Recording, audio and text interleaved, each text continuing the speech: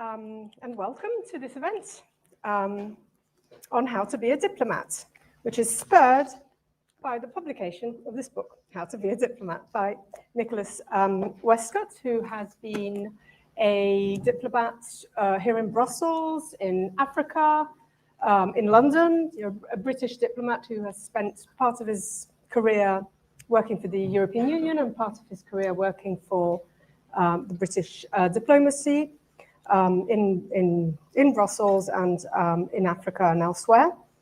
And there's a lot in this book. I actually do recommend, especially for the aspiring diplomats, to actually read it because it's very useful. You cover a lot of ground. There are a lot of personal stories and anecdotes, but also broader reflections, both about the state of the world, but also about, very practical things about what it entails to be a diplomat. So we're not really going to have the time to sort of summarize the whole book. But what I hope to do today with all of you here in the room and also our online audience is to have a little bit of a discussion about diplomacy, what it takes to be a diplomat, how things have changed over the years, what are the big challenges perhaps for the next generation of diplomats. And if I have to judge by the number of people in this room and the number of people who have joined us online, it looks like it's actually quite a sexy career. So, joining us, aside from Nick, is also Maja Kocijančič. Yes, okay. You used to be the face of European diplomacy for a number of years. You're still working in the EU diplomacy, but you've moved to the European Commission, where you're dealing with the MENA region in the new Med DG. And then Pierre Vimont, and here goes another book that I forgot to look at, because Pierre is a giant in the field of diplomacy. I forgot to bring the cartoon that is about you when you were advisor to Dominique de Villepin. Pierre is an absolutely delightful colleague for me. He's a senior fellow here with Carnegie Europe. You joined after your last position in a very long and prestigious diplomatic career as Secretary General of the European External Action Service. So we really couldn't have a better panel here today. So I'm going to start with Nick, and we'll just ask you, in pills, what do you think are the top 3 qualities that make a good diplomat? Yeah, thank you very much. And I have to admit that you will learn as much about diplomacy from the bande dessinée Quai d'Orsay as you do from my book. It has more pictures in than my book, and is perhaps more accessible, but I tried to make the book accessible. And to answer your question, I might explain why I wrote it. Because after retiring from the Foreign Office and the EAS, I started some teaching at SOAS and on diplomacy, SOAS University of London. And I found that there was no single book that I could recommend, put in the hands of my students, that said, this is what you do when you wake up in the morning, this is why you do it, and this is how you do it well. So I wrote one. So that's what this is. But it also, I wanted to write it because I like sort of looking back, what was I doing all those, whatever it was, 35 years, and trying to understand what I was doing myself, because you learn a lot as you go through. And so this is, if you like, the fruit of some reflection. And one of my reflections was that, looking back, I wonder whether I actually lived through worked through from 1982 to 2018, basically the heyday of the multilateral rules-based order. And because soon after came 1989, the fall of the wall, the great expansion of UN bodies, rules, legislation, and the rest, which we all thought that was going to be the direction to go. But it appears not so. And we see this fraying before our eyes with the changes that have been going on, the change of position of the United States from underpinning the rules-based order to basically operating freelance, thereby encouraging others to operate freelance and to take their own initiatives, do what they can. So we do see a lot of challenges. And that was a question I try and address a bit in the book. So are the qualities needed changing? Do you basically need to turn up to the negotiations with a bankroll of dollars in one pocket and a gun in the other and say, you know, this is my position, what's yours? Are we returning to that kind of sort of hard power brokering rather than saying, hang on a minute, this is against the rules, and finding people are laughing in your face? So it tries to address that problem. And two things. Firstly, the qualities needed for a good diplomat remain fundamentally the same. And they're sort of come in three broad categories. You need to be curious, adaptable, and intelligent, obviously, because you need to find out about the issues you're dealing with, the countries you're dealing with, the people you're dealing with. You've got to be a social anthropologist in some ways. You've got to understand where people are coming from, why they're thinking like this, why they're behaving like this. Secondly, you need, and that requires an ability to listen. And, sorry. Do you want some water? Yeah. Thanks. It's hard for you to listen. Yeah. So you need to be able to listen in order to articulate. Because explaining your point of view, it's got really stuck in my throat, okay. Sorry. Explaining your point of view and putting it persuasively is essential to being effective as a diplomat. Words are your weapon, and you have to use them effectively and persuasively. The third thing you have to be is honest, because diplomacy is fundamentally based on trust. And people won't trust you if you think you're dishonest. That's not to say that all diplomats are honest all the time. Take your time. So, I'm sorry for the people listening online. It is well known that people will be dishonest in some of their negotiations. My favorite quote, which you come to on page 2, is from Joseph Stalin, who says, and I'll quote it to you, a diplomat's words have no relations to action. Otherwise, what kind of diplomacy is it? Sincere diplomacy is no more possible than dry water or wooden iron. And as you see, Russian diplomats still hold to that dictum to this day. And I remember sitting opposite, Sergei Lavrov, and he was telling Federica Mogherini and me, a bunch of lies about your Russian position in Syria. We knew he was telling us lies. He knew we knew he was telling lies, but he still told them. That was his point. This is my reality. That's the position I'm taking. You have to accept that. That's where I'm coming from. But to be an effective diplomat, you need people to trust you. And for that, a degree of honesty is essential. So those are the sort of qualities. But, we're now dealing with a lot of people that don't. How do you do that? And one thing is you need to be very conscious of what you do have in your pockets. What are your sources of power? And if you don't have a big roll of dollars and a large gun in your pocket, you need a lot of friends. And therefore, what we're seeing already is some realignment through these coalitions of the willing and the growth of the Shanghai Cooperation Organization and a realignment of alliances. As people say, who are my real friends here? And who will back me up if I need it?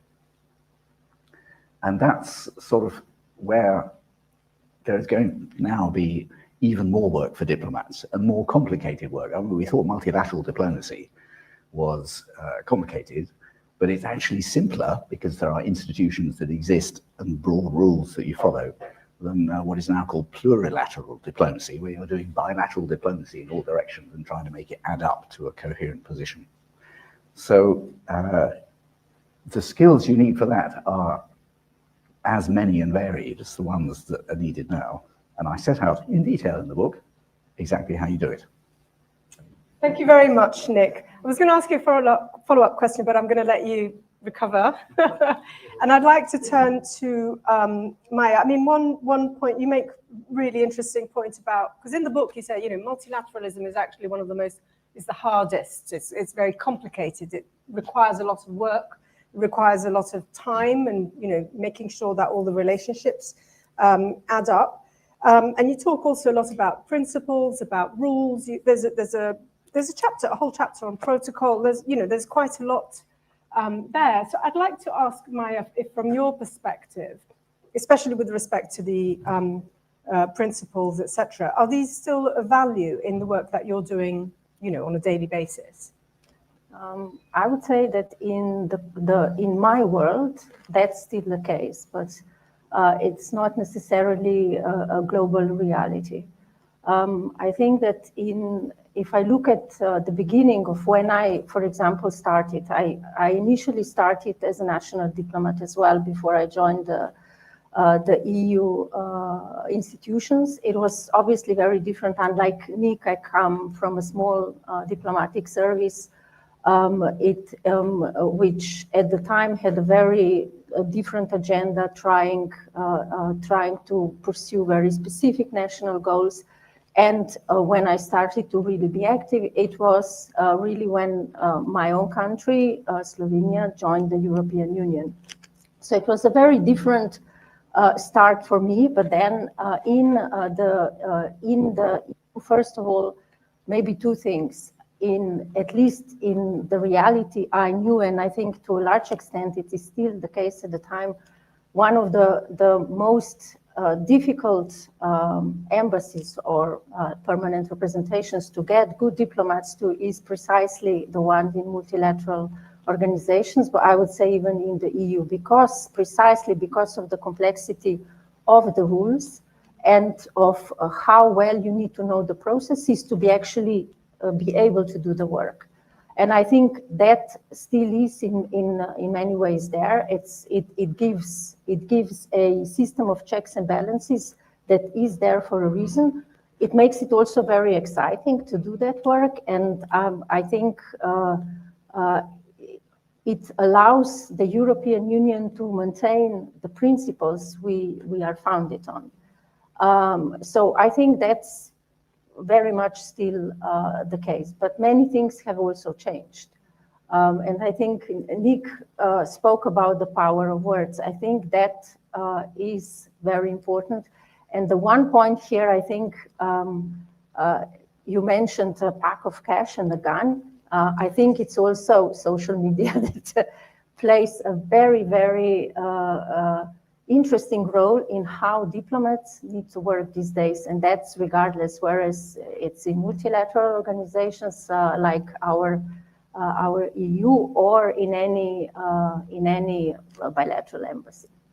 Thank you. We might get back to that because that's also very much what you do, communication, and there's a whole chapter on this. But first, I'd like to turn to Pierre. And speaking of, when perhaps I'm thinking about your career and I'm thinking about your experience with the Valletta Summit on discussing migration issues with countries from Africa. Was that a bit of a moment of, reckoning with the idea that maybe the way in which Europeans had expected global politics to go and the way in which Europeans perhaps expected a certain kind of buy-in from partnering countries in Africa, for instance. Was that a bit of a moment, or had you seen that coming already? Could I just very quickly make 1 minute of promotion to Nick's book? If you haven't read it yet, and I suppose many of you haven't, please do. It's a very interesting, pleasant read where you will learn a lot about diplomacy. I myself learn a lot, so don't hesitate for 1 second. Coming to your question, Rosa, yes, to some extent. I mean, there had been before already many meetings between North and South, Western countries and Southern countries, where it was difficult to find any kind of agreement. But what struck me with this Valletta Summit, which was a meeting of African countries and EU, European Union countries on the whole issue of migration. November 2015. And both Nick and myself worked on this a lot. What struck me, I don't know if Nick would agree with me, what struck me during the whole preparation for that conference is that it looked always to me like two pipelines that you could not connect. In other words, discussing with the African country, let's put it in simple terms, migration is an asset. For the European country, it's a threat. And to convince both sides to understand the other side point of view and to try to connect didn't succeed really. We managed to, as diplomats, to go from substance to process. This is what usually the Europeans do very well, and Nick reminds that in his book, I think, in a very vivid way. So we came out with a roadmap for the future negotiation, but the truth is that huge gap between Europe and Africa, we didn't find the bridge to overcome that. And listen, this was November 2015. We're in 2025, 10 years later. And I think to some extent things have gone worse because we don't understand each other. We don't speak the same narrative. And that what, in my opinion, makes things so difficult. And maybe at the end of the day, this is really coming back to what Nick was saying about the fact that we have seen the age of rule-based order, multilateral rule-based order. I think Nick may have put the finger on exactly what's the problem, but what strikes me the most looking back at my many years in Brussels is a very simple conclusion. We were doing things at the time. Namely, I lived through negotiation on 5 treaties, Single European Act, Maastricht, Amsterdam, Nice, and Lisbon. And nowadays, if only you dare speak about maybe we would need another treaty, everybody will tell you, no, please don't, it's too dangerous. We will not agree. We will have to go and ask our public opinion, our population, whether they agree, etc., etc. So there's a lack of initiative and action that strikes me today. And that to some extent, to me, explain the impression of stalemate, or whatever you want to call it, that we're facing today, this sort of inability. You remember that long time ago, this American movie called The Graduate with Dustin Hoffman, young student who was starting his professional life. And there was a man running after him all the time, telling him, listen, young man, plastics, that's the answer. My point is today, it's action. I would go around telling everybody, just act, show that you can act and do something, take initiatives, whatever. But this is what I think has completely changed from the time I came here to Brussels the first time. Thank you. And you referred to the Maastricht Treaty, and you also mention it as perhaps one of the moments in which you actually felt to have accomplished something, because of course diplomacy often is not necessarily about accomplishing what one wanted to. We have just seen this week that a ceasefire has been accomplished, but the negotiators were not diplomats, right? They were businessmen, people in real estate. Is this telling us something about what the future is the future of diplomacy in the hands of real estate businessmen? Yeah, it's one of the points I make in the book is that diplomatic negotiations are different from commercial negotiations. And they will only succeed in diplomatic terms if everybody accepts the outcome, which means they have to have gained enough from the outcome that they're willing to live with it. And commercial negotiations are, you just get to the end, you've won, the others haven't. That's it, the victory is stored. But the Gaza negotiation is a very good example of how strong-arming people can get you to a place. But unless there is a process, then for taking the peace negotiation, now all we've got to is a ceasefire. Fine, that's a ceasefire, it's a start, it's not an end. And unless there is a process that people will accept to get from here to a real peace settlement, it'll keep going off track. You're already seeing it going off track because it's not clear who's going to move in, who the authority is going to be, and neither side have actually signed up to that. And so this is both, yes, it's easy to bring people in who then cut a deal, but that deal will not be sustained unless it has a kind of process built into it that provides a diplomatic way forward. And therefore, you know, you can let off all the fireworks and hallelujah, we've got a ceasefire, which is the essential starting point. You know, Steve Witkoff has helped achieve that, but he's helped achieve it because he had the might of the United States and eventually Donald Trump to deliver that. But it won't deliver a sustained solution without more diplomatic input, because sooner or later, I mean, what's the ultimate objective for the Israelis and the Palestinians? To live together. We're not actually any nearer that solution. And that has to be the end horizon, and you then need a process to get from here to there. That's what we now need to put in place. Thank you. And just to do a bit of promotion, Carnegie Europe, there's a podcast to which Pierre Vimont contributed that came out today, together with our colleagues Maja Kocijančič and Reem Montaz. So I suggest you read that. Now, I would like to ask each of you a question, but then I'd like to open it up because to people here in the room, but also online. Feel free to ask questions, and I will be receiving them on my phone so I can read them out, or some of them out. And I think my question is, actually, it was a question that was posed to me, I don't know, 12, 13, 14 years ago, when soon after I published this work on the External Action Service, which did quite well, so I used to get invited to talk to students. And one student asked me, well, would you recommend a career in as a national diplomat or as an EU diplomat?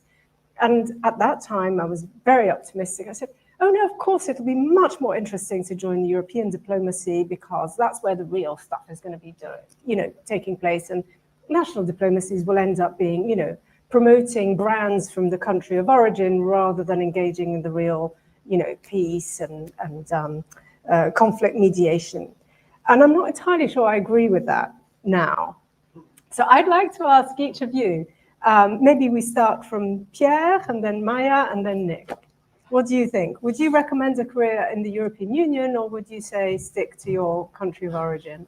No, I still think it is, let's be honest, it's complex, but it's great fun to work in the EU.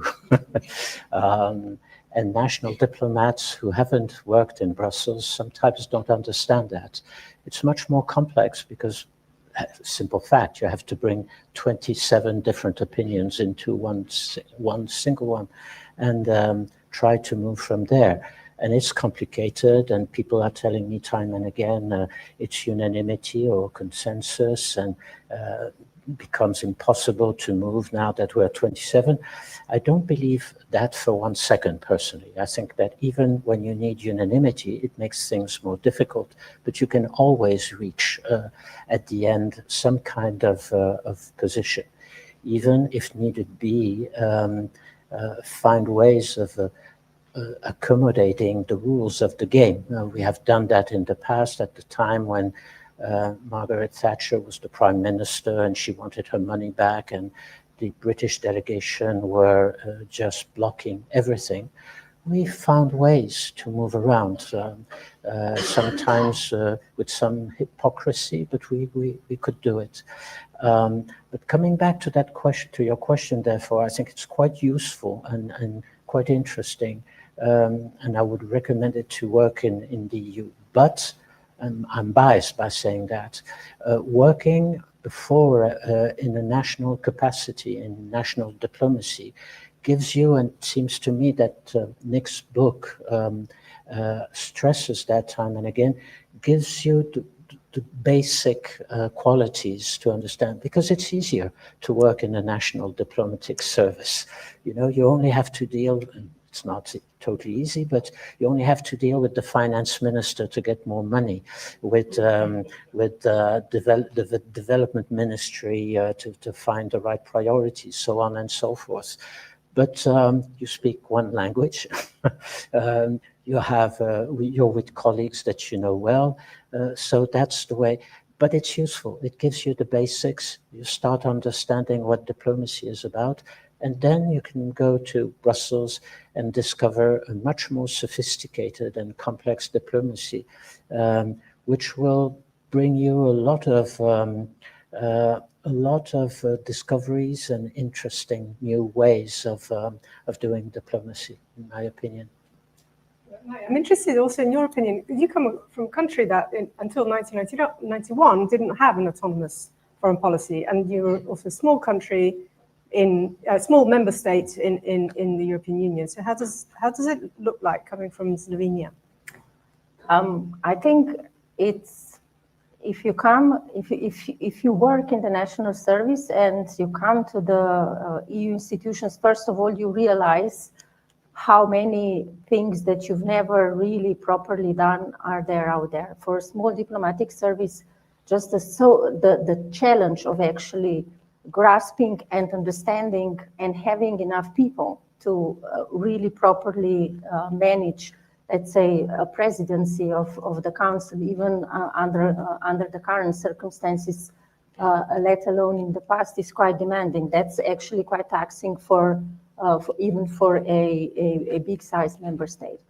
But then it also opens a world of opportunities. I mean, from my very personal experience, when as a national diplomat, I dealt with a number of, let's say, foreign policy priorities of a very small country.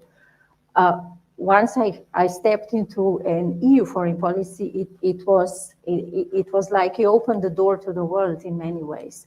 And I found in that sense also Nick's book very interesting, because I could find elements of my own career trajectory in it. And as Pierre said, I think if you start in the National Diplomatic Service, it gives you a basis. When I was very young, I did journalism, so I even covered that angle of actually looking at the work of a government from the outside. And then you step into on the EU affairs, regardless whether it was Iran talks, whether it was Serbia, Belgrade, Kosovo dialogue. You name it. It's very interesting. It gives you a perspective where you really truly see what the European interest is, because on one hand, you have to understand where your space is, how much maneuver you have, and that is defined by the positions of the member states. And then you engage with, for example, let's say leaders of Serbia and Kosovo to try and find an agreement, or you do it in an even, let's say, bigger scale, like the Iran talks were. And that makes it challenging and extremely rewarding. And sometimes there is also a lot of like personal satisfaction in very small things. You do something really small, you convince a leader of a certain country to do something, and it actually has an impact, a positive impact, I would say, because personally I still see in this very complex world EU as a sort of a force of good. Nick, the same question to you, but let me just add, I mean, you come from a country that left the European Union, and a lot of it was in the name of, global Britain. So how does it look, add on, this additional element to my question, and therefore to your answer? What's it like going backwards, you mean? I sort of answer to your initial question partly is it depends on your personality. If you like things quite straightforward and simple, it's easier being a national diplomat. If you enjoy complexity, it's more interesting working in multilateral, because multilateral work is a kind of three-dimensional chess.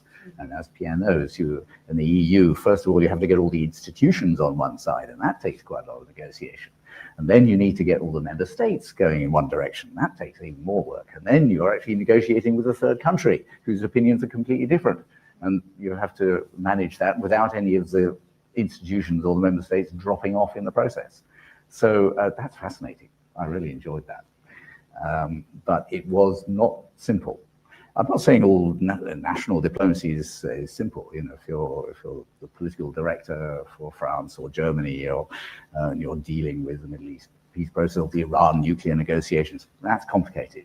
You've got to get a handle on the details. One thing I'd say about multilateral diplomacy, expertise is even more valued, or it should be even more valued, because you're dealing with quite complex issues. You've got to try and put it into legal texts, you need to know what you're talking about. You can't bluff your way, and that's part of the problem we have in the Middle East. There's a lot of unresolved questions because people didn't understand them, and until they understand them, we won't get a solution. There's horses for courses. As for going backwards, I think Britain has discovered that joining organizations gives you power in a sort of indirect way. As Maja is saying, Slovenia is a more important country because it's a member of the EU, and that can act as an amplifier. And as I said, if the smaller you are, the more important your friends are. But even if you're a medium-sized country and you've got a nuclear deterrent and a seat on the Security Council, having friends still matters. And if you slam the door in the faces of your friends, you're weaker than you were before. So you then have to paddle harder to achieve what you want, and you have to re-establish your credibility, because frankly, you've broken trust with your closest friends and allies. You signed an agreement with them, and then you said, no, we don't want this agreement anymore. And so trust is thereby weakened. And you can see it because Britain's status in the rest of the world has not been enhanced by this departure. Okay, thank you. You're actually answering one of the questions that I've received online, which is, to what extent has the UK's departure from the EU changed British diplomacy? Has it become more or less influential? So thank you. More insular. Insular, okay. So we have a microphone, and I'd like to collect, and I think we would probably need to collect a few questions, because otherwise we're not going to be able to give the floor to everyone. So please put your hand up. Okay, 1, 2, here, 3, 4, wow, 6, 7, okay, 8, great. Why don't we start? I'm not going to go over there. I'm going to go in the order of how the logistics of moving the mic around. Please be brief, but also introduce yourself. Thank you. Hi, do you hear me? Yes, my name is Ines. I'm studying political science in DLB. And here I have a question. Do you believe there is a difference in the way women and men conduct negotiation and diplomacy? Good one. Patrick. Thanks, Patrick Costello. Looking forward to reading the book, and wanted to ask a question related to the last question. One of the things since the war in Ukraine started is a feeling that European diplomacy has had to align ever more closely with the United States, almost for existential reasons.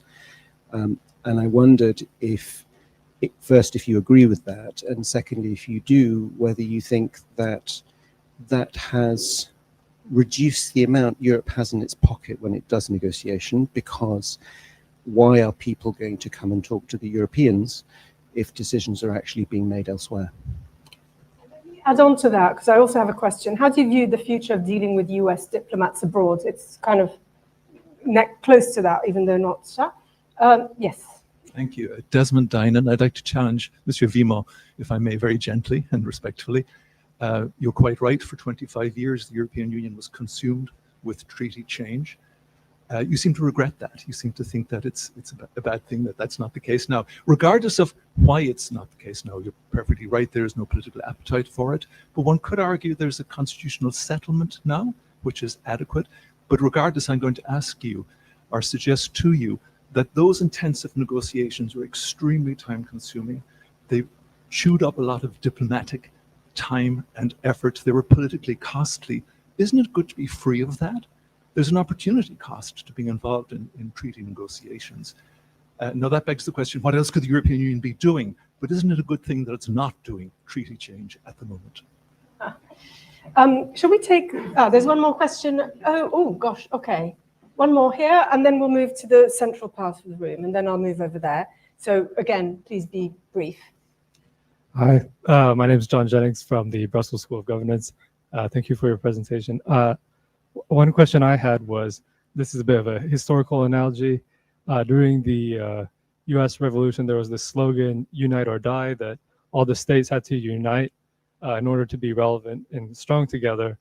Looking at today's European diplomacy, you think there is a case to be made for a federalized European diplomacy? Thank you. Okay, who wants to start? Pierre? Okay. Yeah. I understand exactly your point because it was mine for a long time. I thought we had to consume a lot of our time with those treaties. And let's be aware that sometimes when we discuss treaties, European treaties, we're thinking about how to reshape institutions, the institutional framework. My point, and this is why I have changed my position, is that the more I look at the past, the more I see that every time we manage to get a real conversation between the leaders in Europe on what was the European integration about, what do we want it to do, which was what the Single European Act was about, which created the single market. Then Maastricht was about German unity and single currency. Then Amsterdam was about Europe moving into new grounds, migration, police, justice, so on and so forth. These are the only moments when the leaders had to convene around the table and discuss, I would say, the real stuff. Is that why are we here together? What's the purpose of what we're doing? So on and so forth. And with this idea now that we shouldn't go back to and discuss a treaty, we're losing that type of in-depth conversation that we need so much. The European Council today is overwhelmed, in my opinion, but Maja will say more about this. I sense that the European Council is overwhelmed by day-to-day urgent contingency issues. And therefore, we're living in crisis management mode day and day again.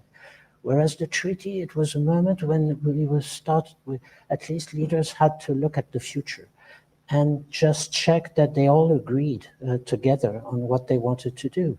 If some didn't agree, Great Britain with Maastricht, Nick remembers that, well, Britain stays out of social Europe, monetary union, so on and so forth. But at least the other go ahead. And you've had this deep, exhaustive conversation, political conversation, which in my opinion is necessary from time to time just to be sure that we all agree on what we're going for. Think about Orban today, maybe others. Do we share the same vision of where we want to go in Europe? I haven't seen anywhere something that could substitute to a discussion on a new treaty to have that kind of conversation. That's my point. Thank you. Maja and Nick, please be brief. Don't answer everything. We've got tons of questions coming in. No, just maybe on the first question on men and women, if I understood correctly, I think there is a difference, yes. And the challenges are different. There's actually, maybe interesting for you, quite an interesting LSE study on the women in diplomacy that deals with questions like glass ceiling and etc. So I certainly see a difference. I don't know how. I think Nick, you briefly mentioned this actually in your book.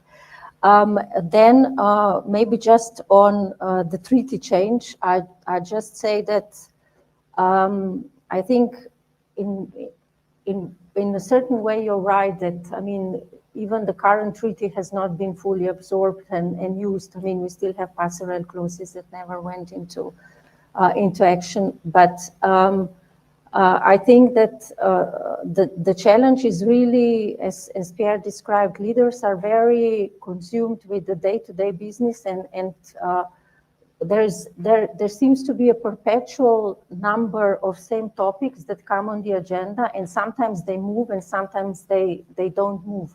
And these, I must say, are really most of the time relatively honest discussions because they are in the room by themselves. I mean, they are not accompanied by staff, so they really need to talk. But very often you also have leaders who are prepared for these discussions and leaders who are not, and leaders who already come and know they will not agree. So I think it's maybe to a certain extent a little bit the sign of times, but one that will also change with time. I'm going to turn to you now, but I've got to add a question because I have a couple here, but they're kind of related to what Maja was saying. You know, in what ways can EU diplomacy be strengthened? Is there certain policies where it can do more, or areas where it can do more? This way, I'm going to answer. I'm giving answers to two of the online questions, more or less. Yeah, and in response to Desmond's question and that one, and in fact it links to John's, I agree with Pierre. It's always wise to agree with Pierre, at least when you're working for him, but even after. Treaty change in the European Union went as far as it could, and it's rather like WTO rounds. The WTO rounds took longer and longer to negotiate until the Doha round finally, that we realized no point having another round. That's reached the end. EU institutional reform has reached its end. But the point is that has not stopped the evolution of the European Union. Effectively, you've now got instruments there and treaties there that enable you to respond as crises evolve. And where we've seen innovation has been in response to the financial crisis, and the ECB started playing a role that was not anticipated in order to keep Greece in, stop it falling out. In response to the migration crisis, again, the EU, with Frontex and all these other things, it innovated in order to solve the crisis. And in response to Ukraine, again, now we're discussing sort of European defense in a way that would not have been acceptable when we negotiated the Maastricht Treaty or the EU Treaty. So it's continuing to innovate in response to crises, and that's a much more efficient way of doing it than doing it through treaty change. And so, we are having to act together for self-defense, and that crisis will enable us to push things forward in a practical way. And that's also, I think, the answer to online. Just one thought in response to Patrick's question. It's what's the word? It's a sort of schizophrenic relationship with the US.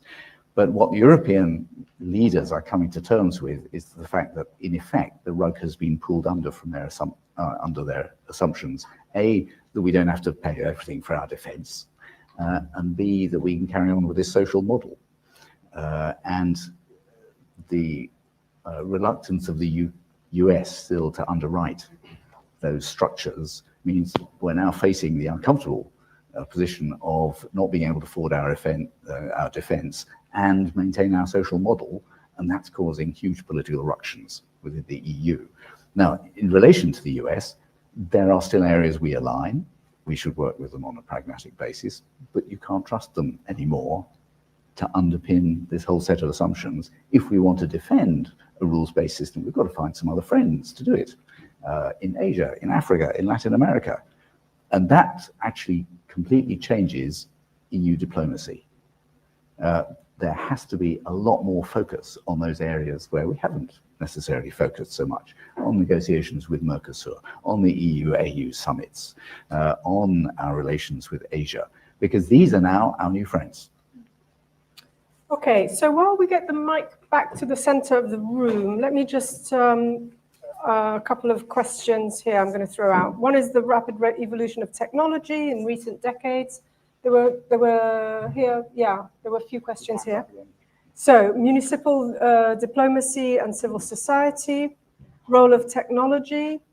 There's also, is it easier for work to follow you home? And I have a feeling that diplomats spend a lot of time sleeping or nights negotiating. So it's not so much that work follows them home, it's that they're stuck at work. And then can we move on to... Thank you for the insightful conversation. President Wojciechowski from the European Economic Social Committee. I'm going to use the example that Mr. Vimont gave us about migration, the Valletta Summit, and then I'm going to use also what all three of you said about how difficult it is to find a common denominator between the interests of the member states. I was today in the plenary of the Committee of the Regions. They had this huge opportunity for such an advisory body to discuss about establishing common system for nationals of third countries and they manage when they are illegally staying in the European Union. And there was this huge debate that lasted for 2 hours, and eventually they kind of lost this opportunity because at the end they couldn't adopt the opinion for a fundamental difference. They were divided on whether they should use in their opinion the term illegal or irregular. And I'm wondering, when you have even in such lower political, if you allow me to say, level, such differences that you can't take the opportunities, you can't grasp them and have a common voice, then how are you, like, as European diplomats, gonna go out of Europe and represent the interests and try to negotiate? Thank you. Thank you. So there were more hands here. Yeah. Thank you very much. Stanislas Yeye from the Center for Democracy, Digitalization and Innovation. My question is quite simple, particular to the digital age. I'm wondering how the increasing antagonism defining online discourses and narratives is impacting modern diplomacy in practice. Thank you. Is there anyone else? Ah, yes, here, please. Thank you so much for your interesting presentation. That's the reason why I bought your book. During your presentation, you mentioned several times the word multilateralism. And I like that you did it. I used to work about 4 decades for the European Union. We sometimes were in the same meeting at the Council of Ministers. And I loved my work. But one of the hallmarks we had was multilateralism, rule of law, and democracy. And an American diplomat said about it, with Robert Kagan or so, he said about it, it's very well of you to do that, and you do that because you only have soft power. But multilateralism, it is not backed up by hard power, and it's not very effective. Now we go fast forward to the present situation, the crisis we have because of the Russian aggression against Ukraine. We have to get our act together and build up our defense. Would it be more effective for us to continue with defense of the rule of law, democracy, and multilateralism when we have our own defense, since we can no longer rely on the United States? Thank you. Thank you very much. Now, there's also a gentleman just behind you, and please ask your question. Thank you very much. My name is Mohammed Rajai Barakat. You spoke about relations between USA and the European Union. What do you think about the way that the EU is negotiating now with USA? Don't you think that if there's now Angela Merkel, Mogherini, the situation will be more different? When I notice out of the box how Mr. Trump dealing with European governors, our leaders, well, I'm asking the question, what can we do so as to stop him? Thank you very much. Thank you. So we have a choice to make. Shall we take a few more questions? Because I've also got tons here. Or do you want to? Can you manage it? Make notes. Yes, take more questions. So let me add on. We also had a question online. What do you think of Donald Trump's way of conducting diplomacy? Can we stand up to him? So that's one question. And also, what advice do you have for serving diplomats and dealing with an environment that is more transactional? So I've got these questions as well, and then we'll take a few more over there. I still have a few more questions here. I think we'll call it an end for the online questions. So please. Jessica, I work currently for the EAS, so I'm very happy to be here. I wanted to ask actually about training of the young diplomats and maybe the current ones as well. Because I have 2 reflections. First, Mr. Pierre Vimont, please allow me. If we, with all our knowledge of Africa as European diplomats and all our connections, we were not managing to connect, that means we are bad diplomats. And my other reflection is that I am coming from more security and criminal justice background, that in current situation, maybe the toolbox of negotiation of the police with terrorists or criminal gangs would be more useful than, this. I have a feeling we still have this vision of the Congress of Vienna diplomacy and the way, it was negotiated. And the current times just demand other tools, but other training of the diplomats as well, other mindset. Thank you. I also had a question on how to training. So Just behind, yeah.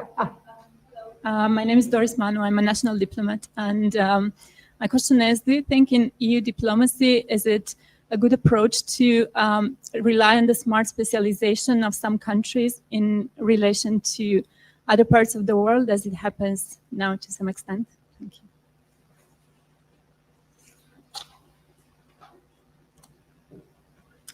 Yeah, sorry.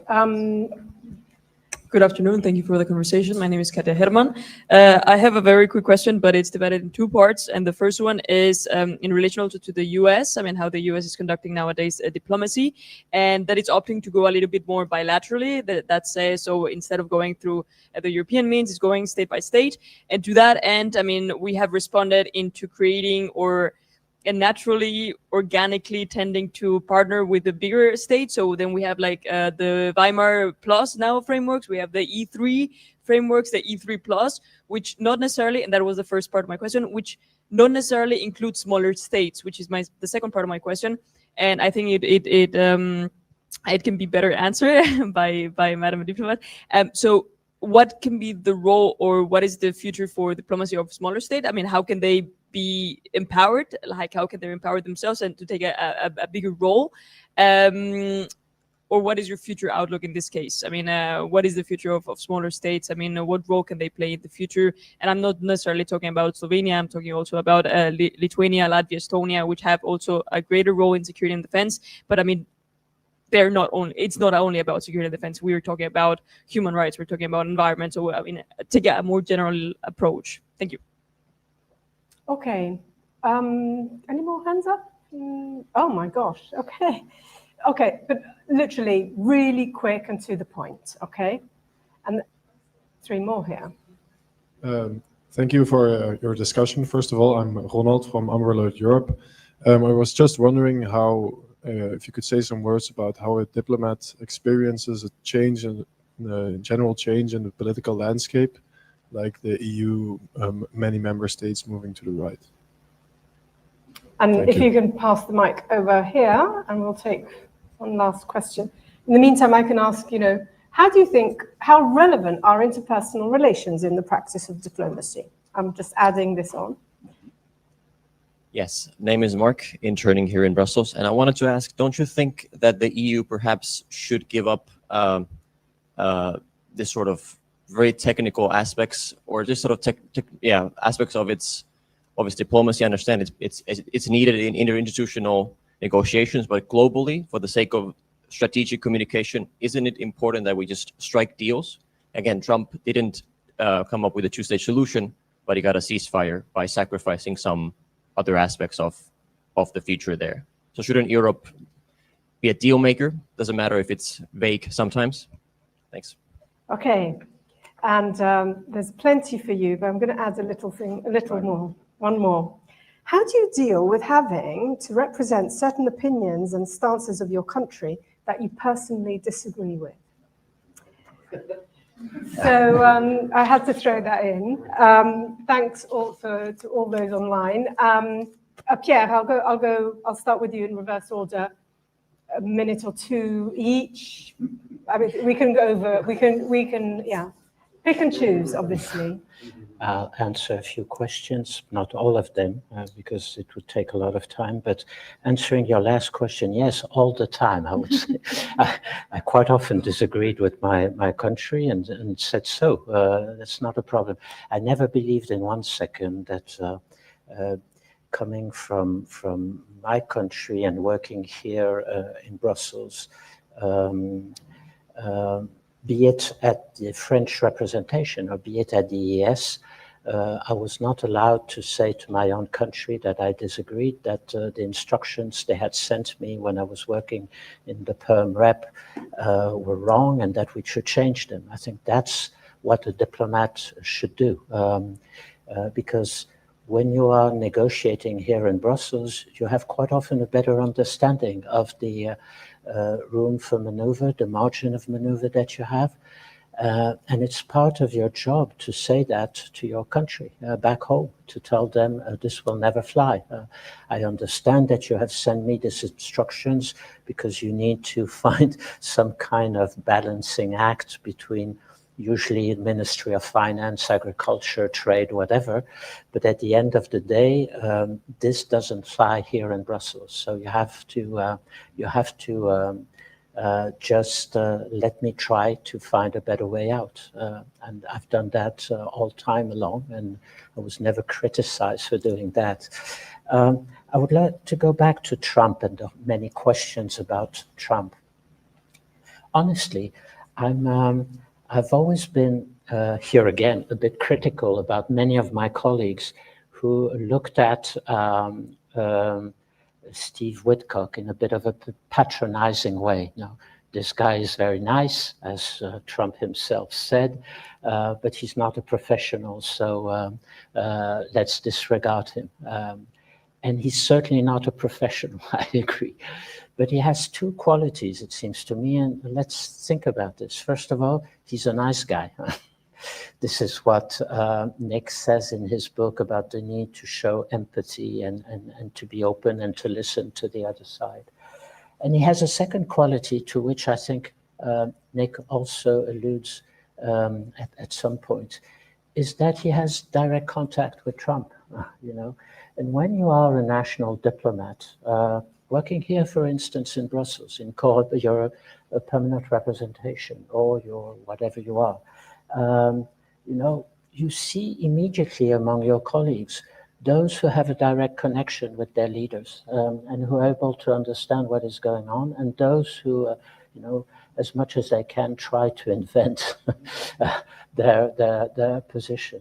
And it's even more true when you're working in a bilateral embassy. And this is where I go back to Nick. Nick was, in his book, mentioned the fact that meeting for the first time the leader of the country where he was working, the leader asked him, because you had message from the foreign minister, etc., but not from the prime minister.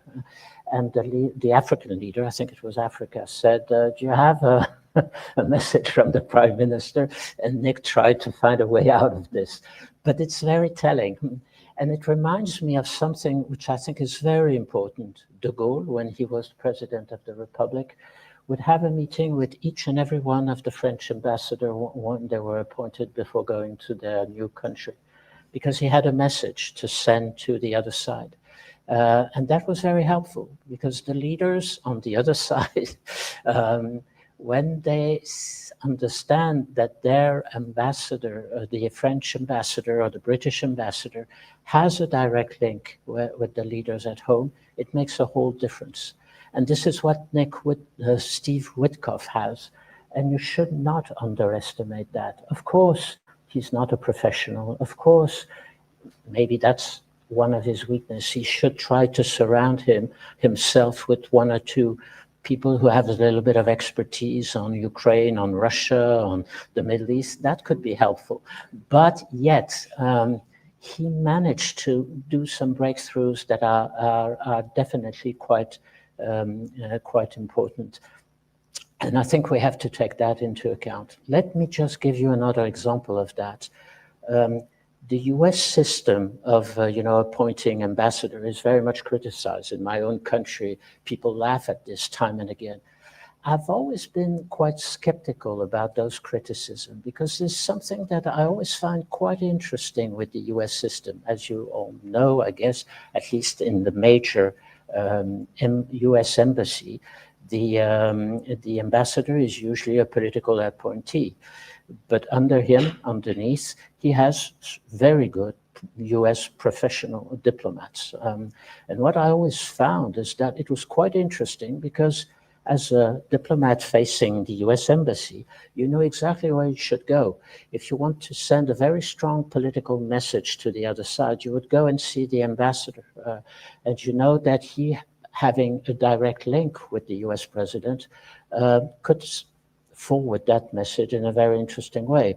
Otherwise, if you wanted to do technical stuff or whatever, then you go to the deputy and the others. They are the professional ones, they know how to deal with that.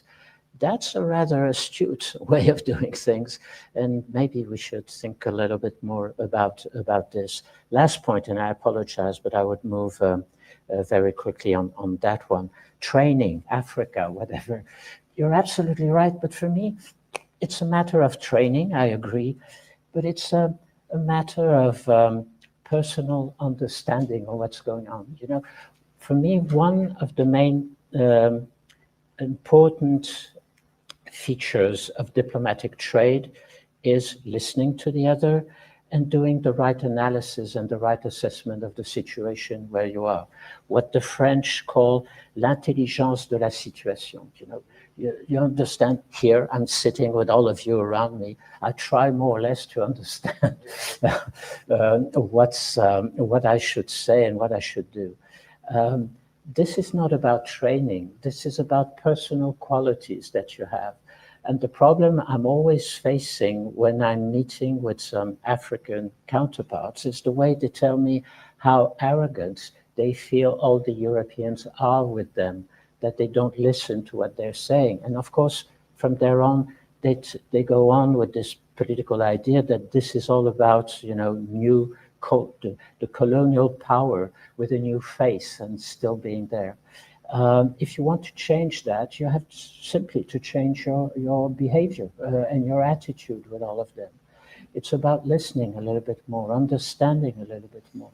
And this, of course, you can explain that in a training session, but at the end of the day, it's about your own personal capacity in behaving in that way.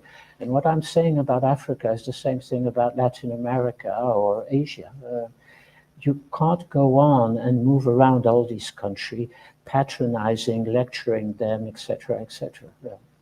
I've been too long, sorry. Thanks, and that reminds me, you learnt Swahili when you were High Commissioner, British High Commissioner.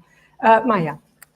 Just a couple of points, maybe, since I mentioned social media and the point on the technology. I think it does have quite a significant impact on the work of the diplomats, because it essentially it adds another layer of complexity. You simply need to learn how to follow what's going on in social media, and sometimes even give advice on how to react appropriately. The worst situation that is, and it happens very often, is that you're confronted by a reaction of a leader, even your own representatives on social media, and you have to sometimes defend it, sometimes explain it, and sometimes basically try to see how to reroute it back to what it should be. So I think that, but the fact is that this is here to stay, and I think we simply need to learn to live with it in the most constructive way possible. I think that you can already see progress from, let's say, in the last 10 years, let's say, how this has developed. It's used more, it's still overused, I think, but the effort is being made in this respect. It's not going to be easy because the developments are much faster than we who follow them in that practical use. The same a little bit in the context of disinformation, but the EU, at least in the last 10 years, has invested significant efforts to see how to address these narratives. And then maybe just the other point on basically speaking when you disagree. From 2 points, I mean, what Pierre said absolutely stands. When you, in your internal discussions, you have to basically make your point of view, even if you sometimes go against everyone else or against instructions that you get.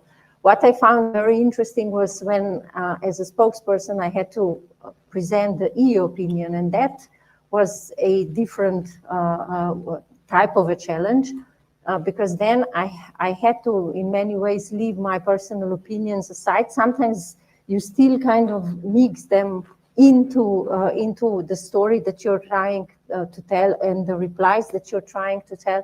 But mostly as a spokes, you really are in these constraints of how you defend the EU position, and there is a whole art behind basically having 2 lines and explaining these 2 lines for an hour.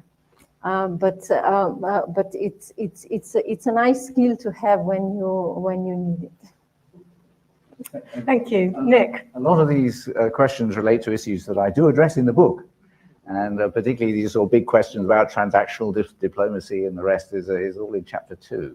And the point to remember is that the multilateral system exists, was created, because the old system of balance of power between individual nation states or sort of bargaining failed.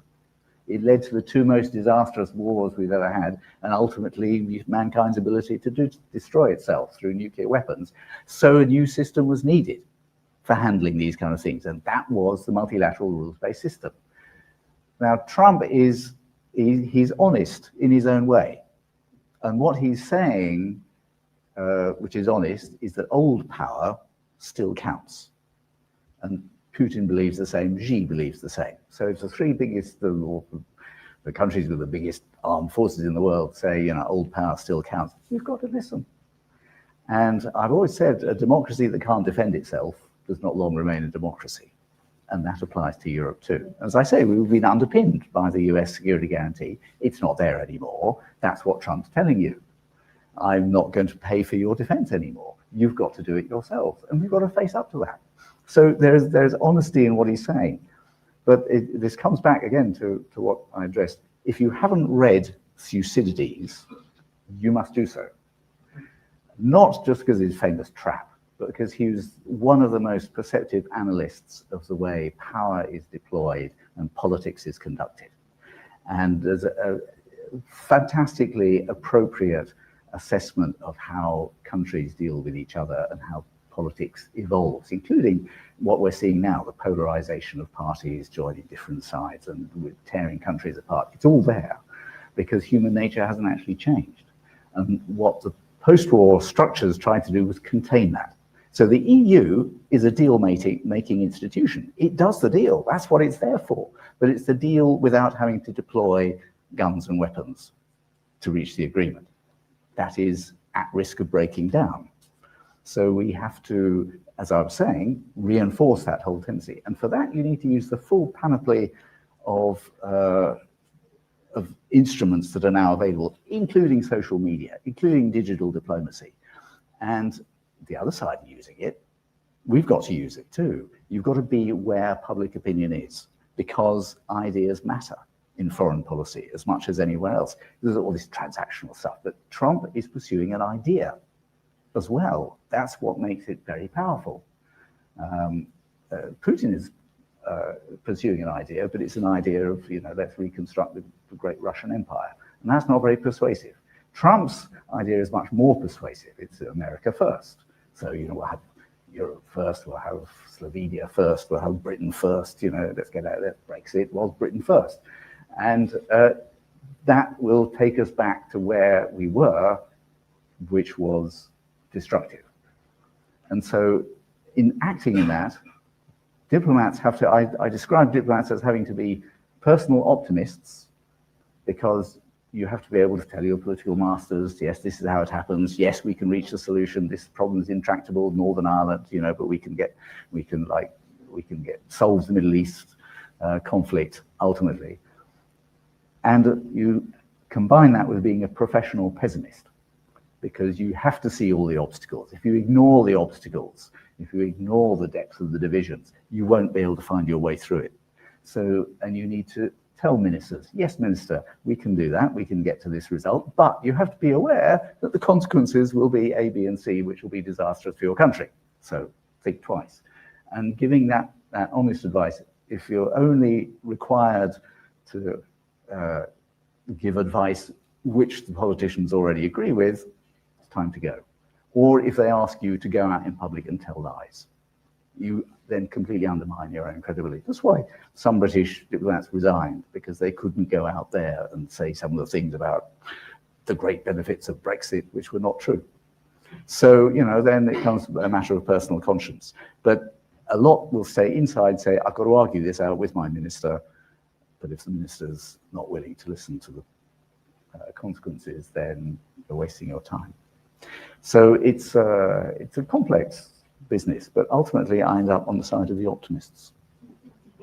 Good. And on this note, well, let me first say, please stay, because I think there are more questions or more answers that you want, and you can actually have a chance to chat with Nick and our panelists, because we have some drinks for you. Just be patient while the team reorganizes the room at record speed. Thank you all for coming. Thank you so much for participating. Thank you also to the people online who've been asking all these questions. And there are books for sale. Yes, thanks. There are books for sale. You also remind me. And yeah, you can buy the book. And join me in thanking the panelists.